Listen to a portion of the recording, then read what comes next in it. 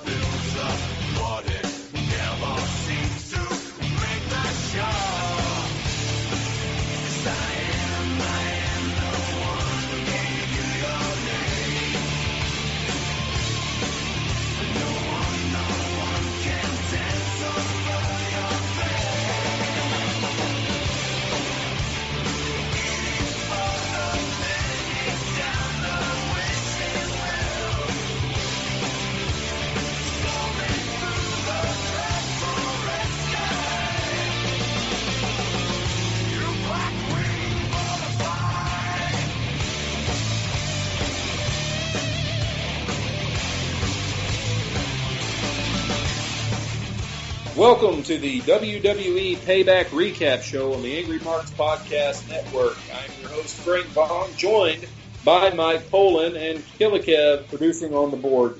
Hello.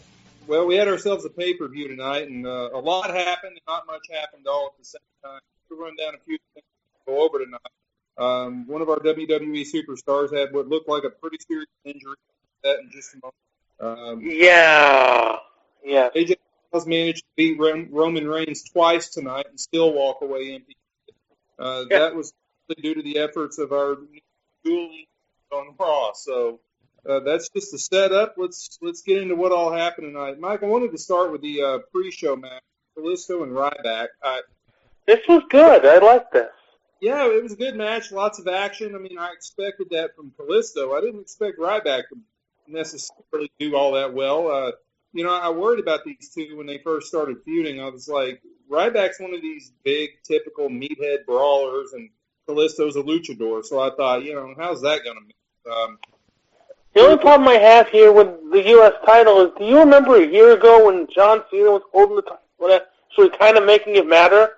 Yeah. Well, it doesn't matter now. Well, no, and that's because John Cena's not holding it. See, the thing about the U.S. title is, and to an extent the Intercontinental title as well, it only matters as much as the person holding it. And while Kalisto's a great wrestler, he really doesn't matter to Vince. And so when he's holding the title, neither does the title. I'd say, judging by their position on the card, the Intercontinental champion that we'll talk about later kind of matters more. Yeah, but it had its own issues. We'll get to that. Well, there was also a Baron Corbin Dolph Ziggler pre-show match as well. Yeah, right. So for some reason got bumped. Right when I saw that, I'm like, something is going long on the show, or we're just going to get a long Vince segment. Right. One of the things I wanted to talk about in this pre-show is the commentary. And the reason I wanted to talk about that is, can somebody please explain to me why Mauro Ranallo's on the pre-show and Michael Cole still gets to keep doing the heavy lifting? I'd ask the same question, except I would say JBL doing the, but I guess they probably wouldn't want two straight men doing the commentary. Well, my problem here is that Mauro's actually good. Heard done in a long time. And that is, he actually calls the match. Like, he calls out what the moves are. He has a historical perspective on it. Like tonight, while he was commentating on this U.S. title match, bringing up names like Max Day. I was. Well, they're also hyping the U.S. title DVD that just came out as well. Yeah, I mean, he was single-handedly making the title matter just in that one match by bringing up its rich and storied history. And Michael Cole just doesn't do something like that. That's because Mauro's actually a good announcer who does all. He's kind of like in a Joey Styles spot where he's not good enough to call these pay-per-views apparently for whatever reason. I don't know. They threw him a bone. He got to do a backstage interview later on, but so what with that? So I want to say I believe it's the third pre-show in a row that he's called, because I think he did. I know he did Mania, Right. and he did Fastlane, I believe, as well, which was also a Kalisto match. Yeah. Against Del Rio. So that's 3 months in a row that Kalisto's left off the card. Right, and I don't want to camp out on the commentary, but I do want to say that I was fairly annoyed tonight with the back and forth between JBL and Byron Saxton. I get so sick of, well, Byron, I can't believe you still have a job. And why haven't they fired you yet? And yada yada yada. Yes, I don't get why they're burying Byron so much. He's not terrible. He's just kind of not ready for the spot he's in right now. Well, I know what they're doing with him. They're making him sort of the Jonathan Coachman character. Oh, yes. He's going to be the executive to one of these, either Shane or Steph eventually. Well, but I mean, they're just he's the whipping boy right now, like Coach used to be. The Rock was back there in the Attitude Era when The Rock had it doing cha-cha. Yeah. Like the other night on was it Raw or SmackDown when the New Day came out and took over the commentary booth. It was SmackDown. When the New Day came out and took over the commentary booth, and he had to sit on the floor, While, poor Byron. He was sitting on the floor. Where's the justice for Byron Saxton? In his suit. And I was like, why do they treat this guy like this? But beyond that. Why does he stick around? This whole, why do you still have a job? It's enough. The battered wife syndrome. We get it, JBL. You're the heel commentator, but dude, JBL is not as good as he used to be. No, it's forced and contrived at this point. So I like the dynamic better between Mauro Ranallo and Jerry Lawler. But yeah, I feel bad for Lawler having to be stuck with these pre-show panels now. Yeah, I don't know why they're sticking him with that if they can't find a third person to do it. Well, to me, it's kind of surreal to see Jerry Lawler sitting next to Corey Graves. Corey Graves would be actually good for the the color guy, the color commentator guy. He's good in NXT. Right, but in this context, Jerry Lawler on the panel, really, it was, they want a younger face, and yet they got JBL on commentary, and right. Cole has been there for 20 years. But I'm sure Jerry Lawler doesn't mind. He got a paycheck tonight, so whatever. I'm pretty sure that's all he's there for at this point, anyway. But the end of this match saw Kalisto retaining the U.S. title. Do you agree with that move, or do you think Ryback? I was shocked because we got Cena coming back at the end of the month, and I'm figuring maybe they have Ryback win and Cena beat him for the title, for the U.S. title. Now, let me go back to that. Let me back up and ask that question a different way. Is it a believable finish to you that Ryback beat Kalisto, or that Kalisto beat Ryback? I mean, we've seen it done before with Rey Mysterio beating big guys. It's not unbelievable, especially since Ryback, I think, didn't he miss like a splash or something? Well, he's still what people like to call a Rye botch here. He missed the frog splash, and then Kalisto did the whatever his finisher is, the Salida del Sol. Right. You see, that's the part that I find a little unbelievable. I could see a little guy beating a big guy by taking him off his feet and doing all his little fast tricks. And maybe doing like a quick lucha roll-up would have been better. But when he missed the splash and a roll-up or something. But when a 320-pound wall of chest meat lands on top of a 160-pound guy, it's a little unbelievable that he kicked out of that. Right. Well, I think when Kalisto actually got out of the shell shock and did the roll up, that should have been the finish. Right. Yeah. Well, moving on to this tag match, we had a number one contenders tag team. We had a New Day promo first between Enzo and Cass and the Vaudevillains, and that match ended very quickly and wasn't supposed to because Enzo Amore wound up knocking his head against the ring ropes and then down onto the... Yeah. A friend of mine who wasn't watching the show emailed me and asked me, like, what happened to Enzo? And I'm like, well, he kind of hit his head on the ropes, and it was a botched move, and he hit his head on the ropes, and the match ended. Doesn't make it better that whenever they have one of these botches, they show the replay like 3 or 4 times afterwards. Right. It was a scary moment. In fact, I read an article on AngryMarks.com a few minutes ago that said that one of the people at the event had emailed in that he saw him being rolled off on a stretcher, taking oxygen, and that there was a defibrillator present, but they weren't sure if it had been used. We'll get to more of that before we get to the main event, because they kept us updated a little bit, and we'll get more to that when we get the main event here. Before we get to the main event. Well, yeah, and Michael Cole said that the latest update was that it was a severe concussion, but that all the other tests, and he didn't list what they were, but he said all the other tests were negative. So time will tell on that. But it was a scary moment, and Big Cass was visibly upset after the match was over. Yep. So yeah, that's a weird thing, especially because I don't know. What do they do with the tag titles now? Well, and that's there's the human element to this. I mean, these are real men with real families, real lives that are in the ring entertaining, and they get real injuries. I mean, and listen, we can go back over the history of freak injuries like Darren Drozdov that wound up paralyzed from a box. Ironically enough, happened in the same arena that Tonight Show was in. Right, and then obviously Owen Hart wound up dying from. Yes. Yep. Stuff like this has real consequences, so we certainly want to send out good thoughts to Enzo Amore and man. And we hope you get back soon, there, guy. Yeah, but moving on to the business end of this, what does happen? I guess by default, I feel like they're just pushing out this New Day run so they can break Kendrick and London's record that they keep mentioning.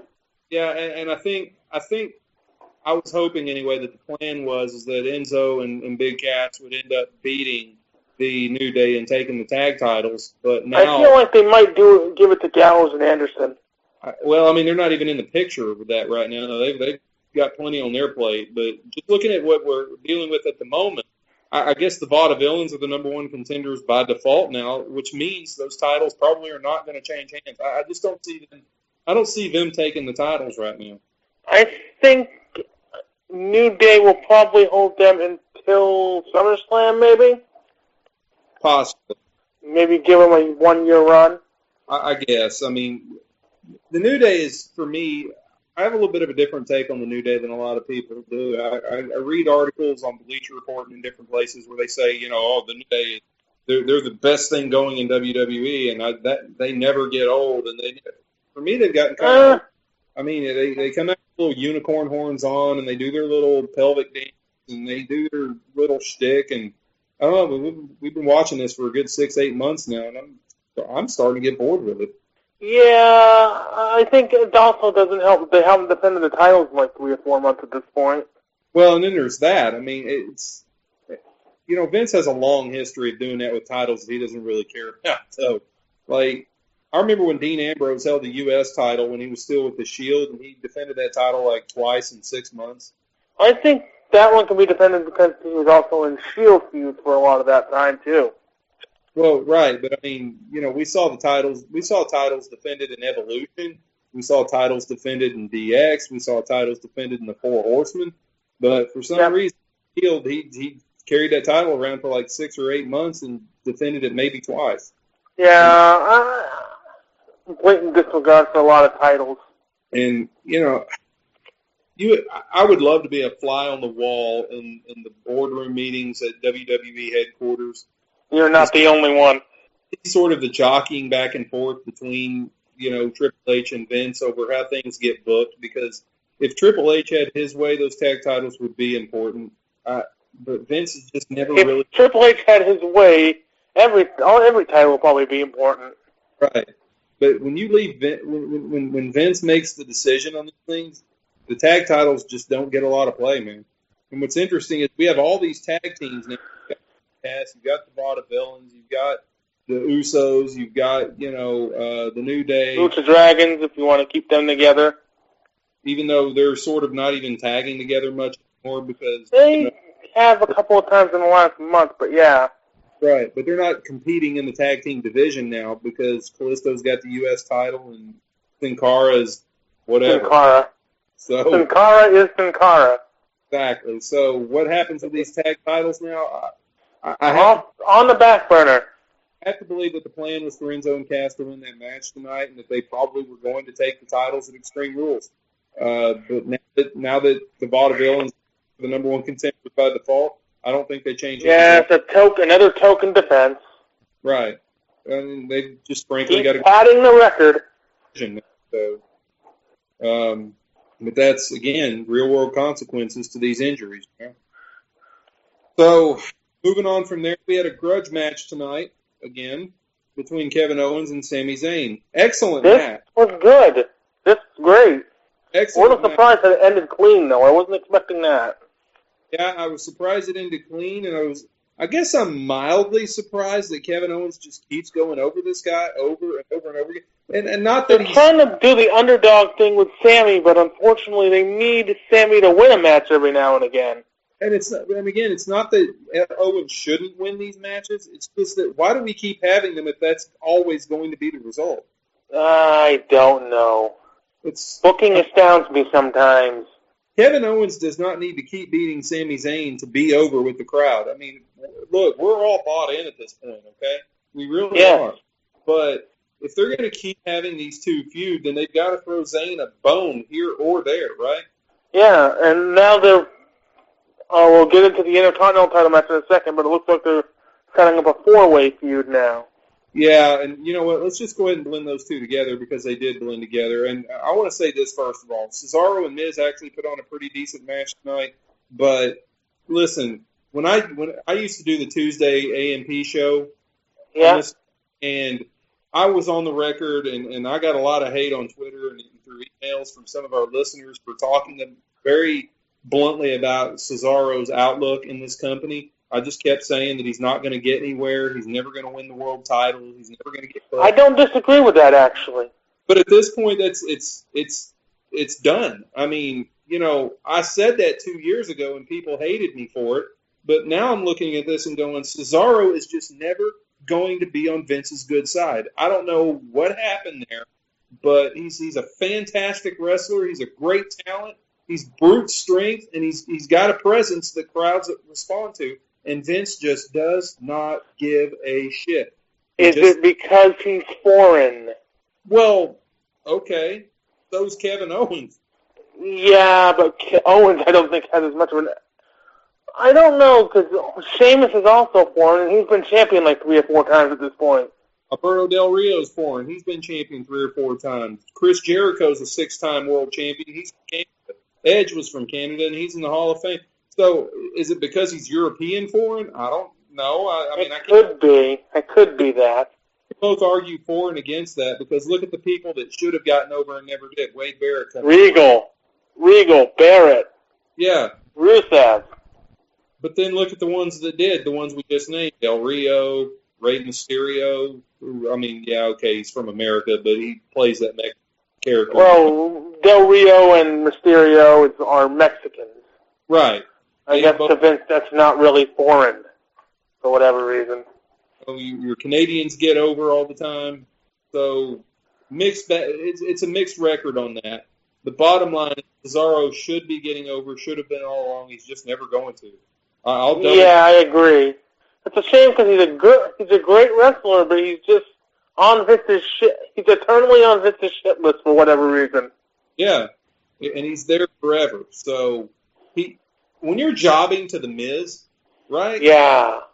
Anything else about that? When you're jobbing to Miz, and then I had a problem with the way this whole thing went down anyway because apparently, Kevin Owens decided to stick around and guest commentate on this match, and I was fine with that. That was actually pretty entertaining. I would have been okay with that, except for he and JBL sat there and they both dumped on Byron Saxton the whole match. Owens dumped a little bit on Cole too. So yeah, I would have been fine with it if he'd been focused on the match instead of on just joining JBL and riffing on the other commentators the whole time. Oh yes. So then he's out there, and then Sami Zayn decides to come get him some more, and he got his ass kicked again. Right. Ended up eating another pop-up powerbomb. That's like, he can't even get over in an unsanctioned fight. Okay? So, and this is where I think we're getting the 4-way at Extreme Rules in a few weeks, too. For an Intercontinental title. I was enjoying the one-on-one match we had, and they had to turn it into this clusterfuck. A mess. Yeah, it just turned into this complete stupid mess, and it didn't need to. If anything else, let that match finish and then have everybody brawl at the end. Yes. Okay? Yep. Let a brawl spill over into the ring from outside between two dudes who aren't in the match, and then screw the match up. And poor Cesaro's just, like I said, he's just never going to get over, and I don't really know what else to say about it. This whole thing is about Kevin Owens. It's like he's the only one who matters in this whole picture now. Because sure enough, at the end of it, Miz is laid out, Cesaro's laid out, Sami Zayn's laid out, and there's Kevin Owens standing there over all of them. And it's just, why? And why would he want to go after the Intercontinental title? Yeah, and you know what? Thanks for bringing that up, because it's funny. He punctuated this by saying, "I'm the best. I'm the best there is," and yet he wants the mid-card title. That's his goal in life, is the Intercontinental title. Shoot your standards higher there, KO. Yeah, it's just bad booking is what it is. I don't blame him. He's playing the hands that they dealt him. It's just bad booking. Yep. Now, moving on, the next match was Jericho and Dean Ambrose, and I got to tell you, I was not really impressed with this match at all. Yeah, these two kind of lack. I don't know. There's something lacking with these two, and it's chemistry, I think. Well, and usually Chris Jericho can get a good match with a dust mop. It just. And I think Dean Ambrose is maybe a tiny bit overrated by a lot of people. As well. Well, look, 5 years ago he could do that. I mean, his feud with Shawn Michaels is the greatest thing maybe that I've ever seen in a wrestling ring. Ambrose? I said Ambrose, not Jericho. Oh, I'm talking about Jericho. I was talking about Jericho used to be. Oh, I agree. I was just saying I think Ambrose might be a tiny bit overrated as well by a lot of people. See, that's what I'm saying. No, I don't blame this on Ambrose, to be honest with you. I mean, he's got his thing. He goes out there. It's what JBL used to say about the Shield. He just goes out there and does stuff. He doesn't really go out. Okay, and I think Jericho also in the last what? I think the problem with Jericho too is he isn't as good as he was, as you were kind of say with the feud with Michaels several years ago. Jericho's older, a little faster, he's slower now, is what it is. He's still got skill, but the thing is he and Ambrose are just a bad match because Ambrose is so random with his wrestling style. And the fact that it was also almost 20 minutes long is a little. Yeah, and then there's that. It just. I watched this match, and the word I wrote down here in my notes was meh. It was just mid-card fair. They could have shaved a few minutes off of this match and had one of the pre-show matches on the main show. Yeah, the match didn't suck, but it's like I've seen this match before several times. And usually when you do a pay-per-view, you expect, especially, I guess this was the blow-off, but when you see a pay-per-view match, you expect there to be a little extra to it. But this looked like it looked like a match that belonged on SmackDown, to be honest with you. SmackDown main event. Yeah, so I wasn't impressed with the match at all. And honestly, there wasn't, maybe part of what the problem is with this match is there was really nothing at stake here. No reason to have it other than to get both of them on the show. Yeah, they're just wrestling each other to be wrestling each other. And now when Jericho was feuding with AJ Styles, they actually introduced a personal angle to it, okay? Yep. This is an angle about a freaking talk show segment. Yeah, but this right here, they just threw them together to be throwing them together, and there's no reason for me to care about them fighting each other. Just to give Ambrose a win, finally. Like, well, why don't you two go settle this in the parking lot so we can get on with the show? So, yeah, I didn't care for this match at all. Now, the next match was the yes. God. Charlotte and Natty. I'm going to say up front that I should kick myself for not noticing that Charles Robinson was the referee for this match. Oh, God. I should have. For whatever reason, I saw him out there, and I just skipped over. It clicked with me once they did the screw job part of it, and I'm like, wait, Charles Robinson is there. Uh-oh. attach any significance whatsoever to Charles Robinson being the referee in this match. It turns out I should have. Okay. For those of you who are old WCW fans, you'll remember that Charles Robinson used to be called Little Nate because he was the referee that was in Ric Flair's pocket when Ric Flair was the, quote, president of WCW. Yes, when he was getting buried in the desert for whatever reason. I want to give WWE a little bit of props here for going back like 18 years with that, okay? And yet, in the same breath, they go back to the screw job, which is almost 20 years. Right. So they attached a lot of historical. I mean, you just got to know your wrestling history to get why this match went down the way it did at all. So Bret Hart comes out to stand in Natalia's corner. Of course, Ric Flair's in Charlotte's corner. And they didn't get involved in the match until the very end. Ric Flair, for the most part, stayed out of it. Bret Hart, by the way, poor Bret Hart. Is it me or is he walking kind of like Great Khali now? Well, he did just have cancer like a month or so ago. Yeah, he did. And I'm not saying that to dump on him. I'm just saying that this guy can hardly get around anymore. And yeah, he shouldn't. He didn't need to be here for this. This is not the Bret Hart that I grew up idolizing, man. Not at all. He physically looks like he's not in great shape. Yeah, I don't know if I want to say it, but he could be the next wrestler to go, unfortunately. I hate to say that, but I think he'd be next. No, I get it. And if I had to compare him to somebody just on the real, okay, he actually kind of reminded me of the Warrior coming down to the ring the last time we saw him alive. Yeah. The way he just kind of hobbled down to the ring, and it was hard to watch. But he's there. The match is happening, and for what it's worth, it was a great match. And that match went a while. I was surprised how much time they gave that match. They're starting to step up the Divas matches a little bit over the last couple months. I feel like that match probably went somewhere around 15 to 20 minutes. I mean, it went on for a while. It was shorter than Ambrose and Jericho, and it should have been longer. Yeah, exactly. So, bottom line is, Charlotte decides to put Natalya in the sharpshooter. And playing the role of Earl Hebner. She had just turned her around. Natalya is trying to get to the ropes, and Charles Robinson stands up and calls for the bell out of nowhere. Now, again, if you know your wrestling history, it was reminiscent of the Montreal Screwjob in 1997. Why they decided to go with this, I don't know. But Charles Robinson... I have a feeling it's to continue the feud, and they're going to do a submission match at Extreme Rules. Has that been announced, or is that your guess? That's a guess. Okay. I like it. I like the idea. But again, I should have attached some significance to Charles Robinson being the referee in that match. And JBL even spelled that out. Well, they didn't call him Little Nate for nothing. So, and yet nobody realized it. Yeah, hey, because it's been so many years since Charles Robinson cheated to help Ric Flair in anything that I just forgot to keep track of that in my head. Huh. But Charlotte ends up retaining the title on a very dirty finish, and obviously that feud's not over. Now, let me ask you this about this feud between Charlotte and Natalya.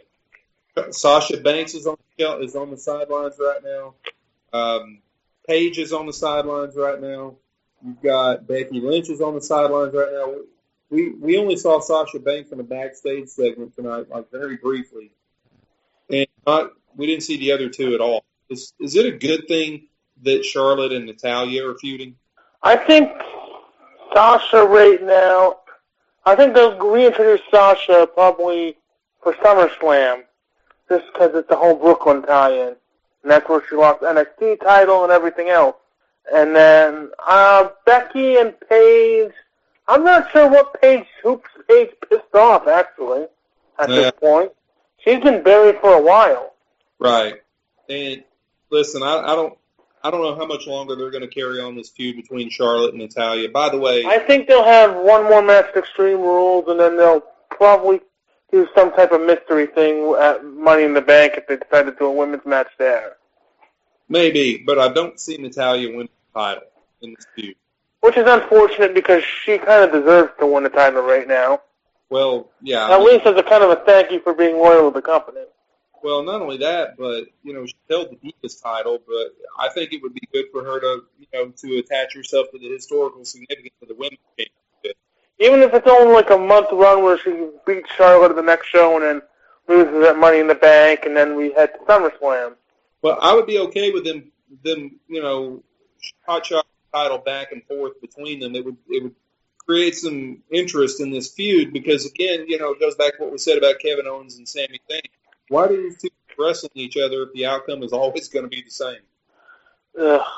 Yeah. Feud and Charlotte that goes on for more than just this pay-per-view, then they might consider giving Natalya at least a short run with the belt. Yep. And now we have the Vince segment. Yeah. All right. So I read a lot of ideas about how this was going to go down before tonight. Some people thought that Vince was going to bring back the brand split. Some people thought that he was going to name Shane the general manager, which was going to bring Triple H out all hot. Some people thought he was just going to give it back to Stephanie, and we were going to go on with this authority angle ad nauseum. But as it turns out, he decided to do the other thing that I didn't even think of up to tonight. And that is, I don't think anybody thought of it. He has named Shane and Stephanie co-general managers of Raw. I like that. I would like it, too, if I didn't see this angle between Vince and Ric Flair about 12 years ago. Or Austin and Bischoff. Right. Or Shane and Stephanie. I think this only goes until SummerSlam anyway. I know some people were saying about the series. I don't think they'll do it for that long. I think it'll go through SummerSlam probably. Well, it's going to be interesting to see how that works between these two. But, I mean, it is an angle we've seen several times before. So yes. And then Stephanie and Shane doing the whole political thing, basically saying, this is why you should choose me. Right. And, for what it's worth, Stephanie came out and to make her case, brought up a couple. And she had some valid arguments. He had some valid arguments. Well, Shane abandoned us for 7 years, and, well, he did lose his match with The Undertaker, which until tonight, WWE just basically ignored that whole fact. They've also ignored the lockbox pretty well, too. Yeah, so Shane loses to Undertaker. They've ignored that whole build. Right. So, anyway, what we have now is we have co-general managers on Raw, and the question I have about that is, where does Triple H factor into that? I don't know. Are they going to keep him off camera for the time being, or is he going to come back and try to get in the middle of this? Oh, God, I hope it's not leading to Triple H and Shane. Honestly, I would like...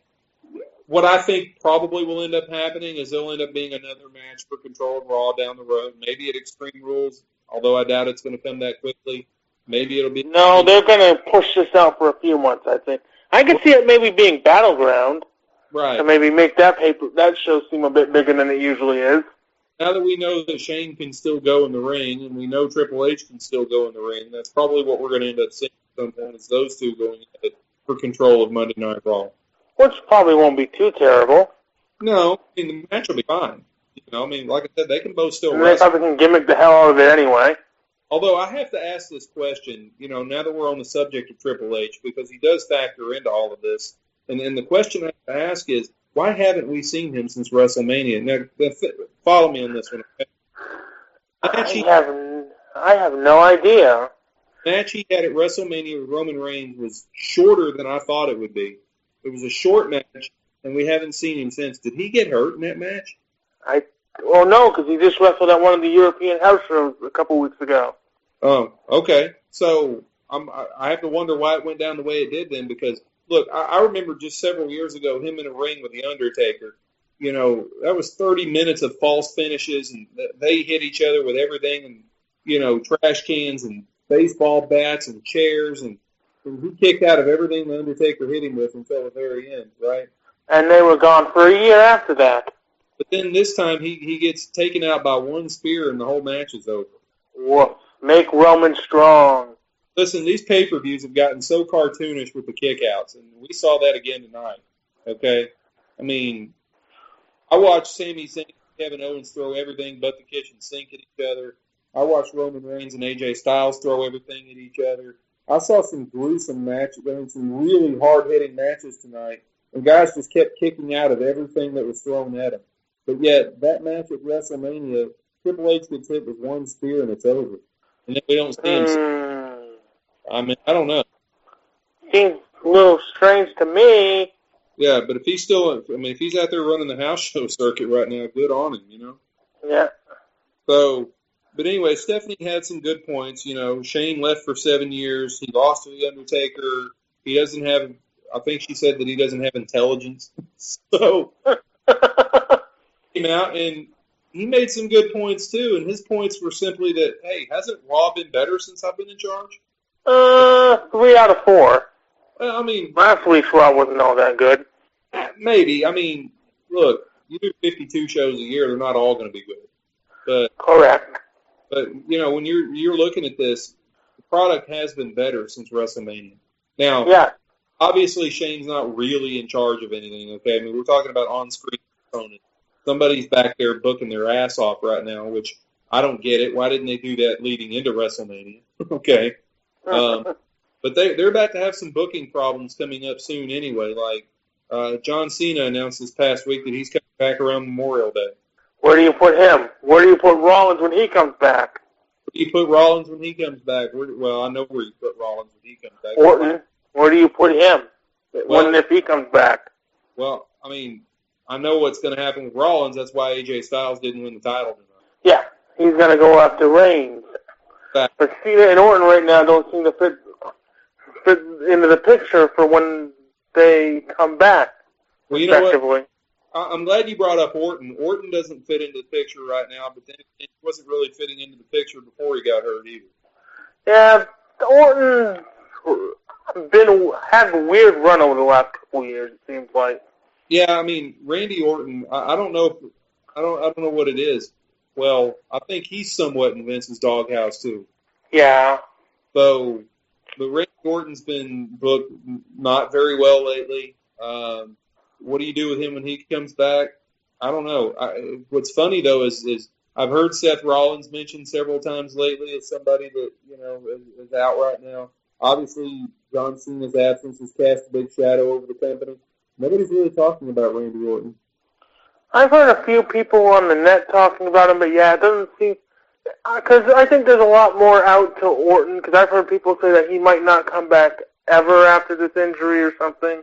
I don't know about that. I mean, I haven't heard that. But what I heard tonight was, now, okay, we were in Chicago, I get it.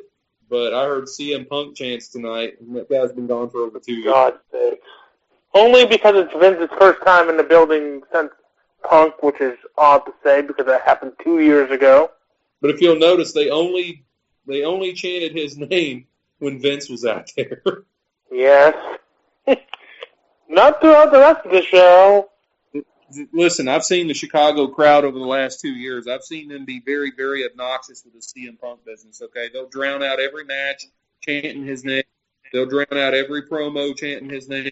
It's like the shows can't get any traction because of that. But that didn't happen tonight. It only happened when Vince came out there. Mm-hmm. So I'll give credit for that. They behaved themselves tonight for the most part. I mean, there's still a raucous crowd, and they're going to be in Chicago. But they pretty much behaved themselves tonight, except when Vince was in the ring. Yep. And, for whatever reason, they blame him for CM Punk leaving, and there may be some validity to that. I don't know. But for right now, we have co-general managers, and I have to wonder if that's eventually going to lead to the brand split. I can certainly see some... The only problem I would have in a brand split is, unless you involve NXT, I don't think you have enough guys to make that happen right now. Well, but I don't know. It seems like we do. Think about this. Unless you're going to use all the guys that they haven't used in like over a year. But think of this your social outcasts, your freaking Ascension guys, the Matadors. Well, let me give you this though. We just talked about how Sami Zayn doesn't seem to have any direction outside of fighting with Kevin Owens. We just talked about how Cesaro's not really getting a push. Yep. You got Sheamus and Del Rio, and you've got Kalisto, and you've got Sin Cara. And I could go on naming names for the next 20 minutes of guys that there's really not a whole lot going on with them right now. Everybody's favorite, Damian Sandow. I'm surprised he's actually still there. Well, he's there and he's still getting buried. Zachary Ryder. Yeah. You know what? Ziggler. I'm so pissed about that right now. I can't. Yeah. If you're going to have a four-way for the Intercontinental title, how does it not include the guy that never got his rematch for the belt? He got his rematch. It was on TV. I must have missed that match then. It was the Thursday after Mania? Oh, okay. Yeah, I didn't catch that SmackDown then. So, but to me, why is the guy not in that picture? I mean, he won the title at WrestleMania. Like, really? I'm pretty sure they only gave him the title at Mania to give him a Mania moment. What good's a Mania moment when you take it away from him the next day? Don't ask me. I don't know. Yeah. So, all right, well, that takes us to the main event, and that is Roman Reigns and AJ Styles. And as I mentioned at the top of the show, AJ Styles beat Roman Reigns twice tonight and still walked away empty-handed. Mike, tell us. That's the finish, baby. Tell us how it happened, Mike. Well, didn't I think was the first one a count out when AJ did the stupid forearm thing through the table? He hit a phenomenal forearm on Roman Reigns and knocked him through the broadcast table. And then he tried to drag him back into the ring and couldn't. And so he rolled back in time to win by count out. Obviously. And then I think the second one was AJ going for the springboard splash, and Roman got the knees up, and was it a low blow or something? Well, that's the one that got me. Well, to finish my thought on that phenomenal forearm, so Styles rolls back in the ring, wins by countout, and then Shane comes out and restarts the match. He says, in the new era, we're not going to end like this. So he restarts the match, and he says, no more countout. So we're taking that off the table. So then, to your point, he comes off the turnbuckle, eats a couple of knees from Roman Reigns, rolls over and grabs his crotch, and the referee says, hey, that was a low blow. So he disqualifies Roman Reigns, and AJ Styles wins again. However, you can't win the title on a disqualification. So that comes Steph, who, now that we have dueling general managers, she decided to one-up Shane. She said, well, as usual, my brother forgot something. So now I'm doing away with disqualifications. I knew that. I knew when she said that we were going to see AJ Styles' boys come out. Yep. And we also got the Usos coming out because they weren't booked on the show for anything. So AJ Styles' boys come out and they beat on Roman Reigns, hit him with their finisher, and then the Usos come out to brawl with them. And for the second time tonight, we've got this massive cluster bomb just mess. Yeah. Although this was the mess I was expecting in this show. Out of this one, because there was no way this match was ending clean. No, and I mean, and again, like we talked about before the show started, it almost had to go down like because the Chicago crowd is never going to buy Roman Reigns winning clean, and nor will a lot of internet fans. But anyway. But at the same time, AJ Styles is not going to win this title, folks. I hate to tell you, I'm coming to you from the future. I'm looking at the crystal ball, and I don't see AJ Styles carrying the WWE World Heavyweight title, at least not right now, because I think they're running opponents at Roman Reigns right now just to keep him busy until Seth Rollins comes back. That's what I think. Yep. And Seth Rollins is here 4 months from coming back.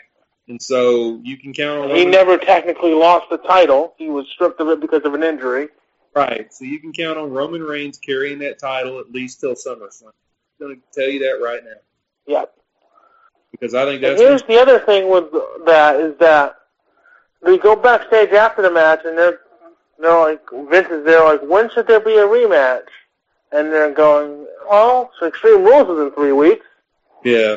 So there's your bill for that, but here's the problem: is they could have maybe made it a cage match to keep the other 4 guys out of there. Yeah, and it's just going to be hardcore rules.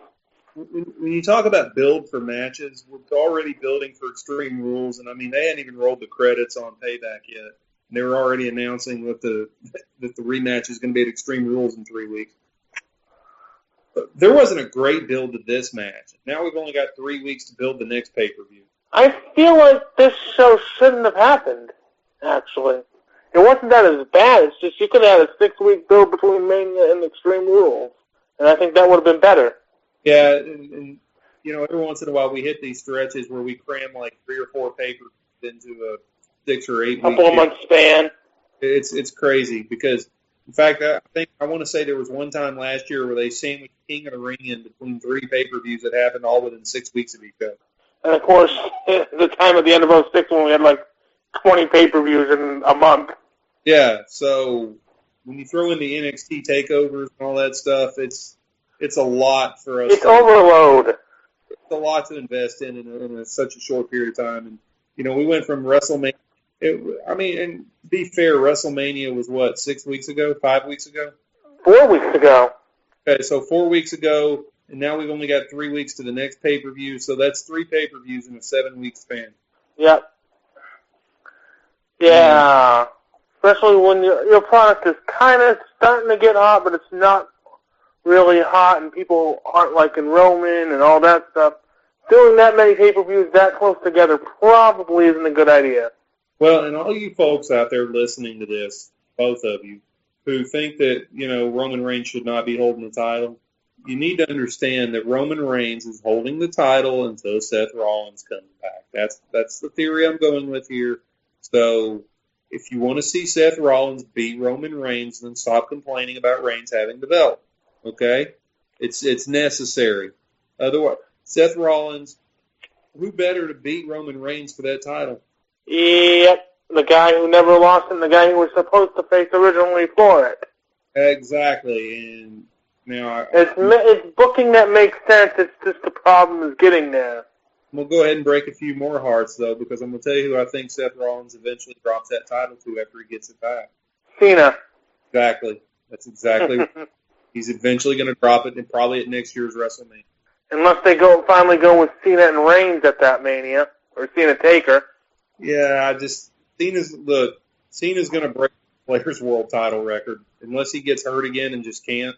He's eventually going to get that 16th title and probably a 17th before he retires. Inevitably. So, just go ahead and start preparing yourselves for that now. You've got at least a year to worry about it, but go ahead and start preparing for it. But in the meantime, that's the thing is the world title. And Brock Lesnar helped bring this along. Is the world title doesn't matter as much as it used to. It really doesn't. A lot of the excitement going on in WWE is below that level. Right. It's all the new guys coming in. It's Owens and Zayn. It's it's all these new people coming in. And some of these guys will eventually cycle to the top of the card. I think Sami Zayn is in danger of winding up like Cesaro is now at some point. I think Owens will be there eventually. I think Owens will. Now, keep in mind that some of these guys cycling through here are not young men. Kevin Owens is, 36? Probably, yeah. He's spent like 15 years on the Indies, so. AJ Styles is like 38. Yeah. So these are not young men that we're seeing, Everybody's like, they're the future of the company. No, they're really not. Let me put this in perspective for you.